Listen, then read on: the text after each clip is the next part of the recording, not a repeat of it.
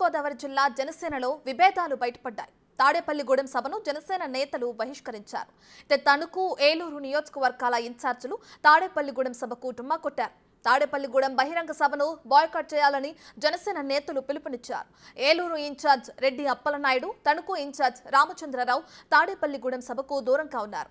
టికెట్లు దక్కకపోవడంతో అసంతృప్తి వ్యక్తం చేశారు.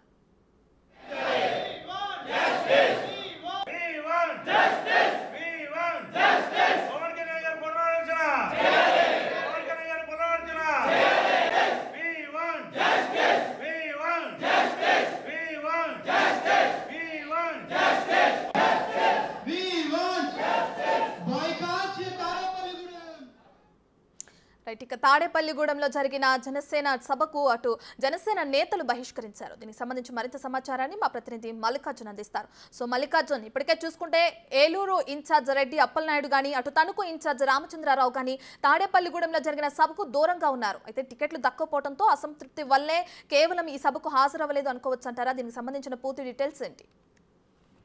అట్లా తప్పకుండా, ఎందుకంటే టికెట్లకు సంబంధించి ఏదైతే టీడీపీ జనసేన ఉమ్మడి కూటమిలో కూడా మొన్న దాదాపు 3 రోజుల క్రితం 99 సీట్లను కూడా ప్రకటించడం జరిగింది. 175 పార్లమెంట్ పరిధి, 175 అసెంబ్లీ పరిధిలో కూడా 24 సీట్లలో కూడా జనసేన పోటీ చేస్తున్నట్టు కూడా ఒక స్పష్టత అయితే మనం ఇవ్వడం జరిగింది. మిగిలిన స్థానాల్లో టీడీపీ పోటీ చేస్తా ఉంది. దీంట్లో అంతేకాకుండా బీజేపీ కనుక ఏమన్నా పొత్తులోకి వస్తే కనుక ఏదైతే టీడీపీ పోటీ చేస్తున్న స్థానాల్లో కొన్ని స్థానాలు బీజేపీ కూడా పోటీ చేసే అవకాశం కనిపిస్తా ఉంది. ఏదైతే రాష్ట్ర వ్యాప్తంగా ఉన్న 24 అసెంబ్లీ స్థానాల్లో కూడా జనసేన పోటీ చేస్తా ఉంది. ఆ జనసేన ఎక్కడైతే సీట్లు ఆశిస్తా ఉన్నారో దానికి సంబంధించి ఏదైతే టీడీపీ అభ్యర్థులు పోటీ చేస్తున్న 2 నియోజకవర్గాలకు సంబంధించి పశ్చిమ గోదావరి జిల్లాలకు సంబంధించి ఏదైతే తణుకు సీటు కావచ్చు, అలాగే ఏలూరు సీటు కావచ్చు, ఈ 2 నియోజకవర్గాల్లో కూడా టీడీపీ అభ్యర్థులను ప్రకటించడం జరిగింది.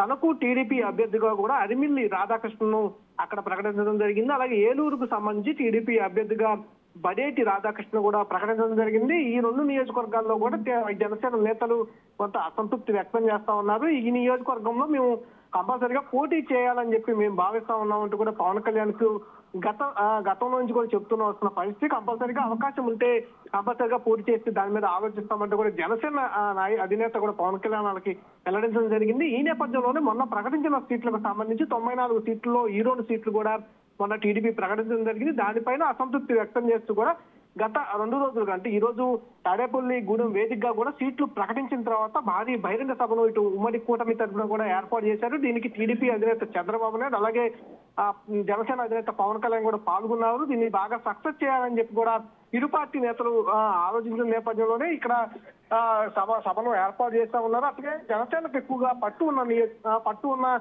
జిల్లాల్లో కూడా తూర్పు గోదావరి, పశ్చిమ గోదావరి జిల్లాలు 2 జిల్లాలు కూడా ఇక్కడికి అధికంగా వస్తారని భావిస్తున్న నేపథ్యంలో ఈ 2 నియోజకవర్గాలకు సంబంధించి ఇటు ఏలూరు కావచ్చు, అలాగే తణుకు కావచ్చు, ఈ 2 నియోజకవర్గాల ఇన్ఛార్జీలు ఎవరైతే ఉన్నారో జనసేన నేతలు ఇటు ఏలూరుకు సంబంధించి ఎవరైతే రెడ్డి అప్పలనాయుడు ఉన్నారో, అలాగే తణుకు సంబంధించి ఎవరైతే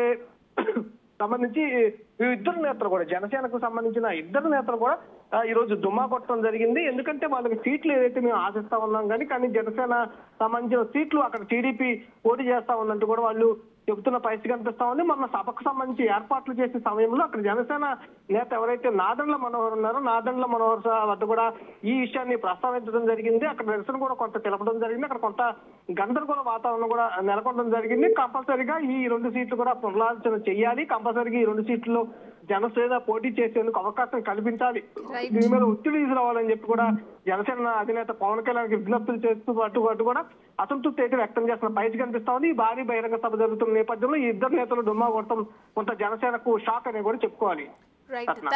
థ్యాంక్ యూ మల్లికార్జున్.